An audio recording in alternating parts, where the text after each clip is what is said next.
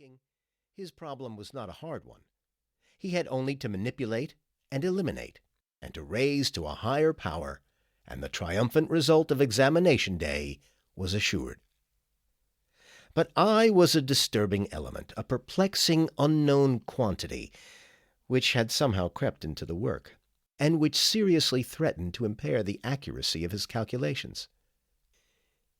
It was a touching sight to behold the venerable mathematician, as he pleaded with me not so utterly to disregard precedent in the use of cotangents, or, as he urged, with eyes almost tearful, that ordinates were dangerous things to trifle with. All in vain. More theorems went on to my cuff than into my head. Never did chalk do so much work to so little purpose.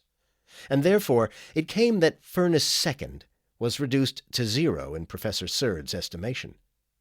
He looked upon me with all the horror with which an unalgebraic nature could inspire. I have seen the professor walk around an entire square rather than meet the man who had no mathematics in his soul. For furnace second, there were no invitations to Professor Surd's house. 70 of the class supped in delegations around the periphery of the professor's tea table. The 71st knew nothing of the charms of that perfect ellipse, with its twin bunches of fuchsias and geraniums in gorgeous precision at the two foci. This, unfortunately enough, was no trifling deprivation.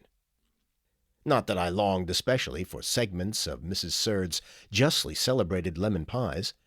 Not that the spheroidal damsons of her excellent preserving had any marked allurements. Not even that I yearned to hear the professor's jocose table talk about binomials and chatty illustrations of abstruse paradoxes. The explanation is far different. Professor Surd had a daughter. 20 years before, he made a proposition of marriage to the present Mrs. S. He added a little corollary to his proposition not long after. The corollary was a girl. Abscissa Surd was as perfectly symmetrical as Giotto's circle, and as pure withal as the mathematics her father taught. It was just when spring was coming to extract the roots of frozen-up vegetation that I fell in love with the corollary. That she herself was not indifferent, I soon had reason to regard as a self-evident truth. The sagacious reader will already recognize nearly all the elements necessary to a well-ordered plot. We have introduced a heroine, inferred a hero, and constructed a hostile parent after the most approved model. A movement for the story, a deus ex machina, is alone lacking.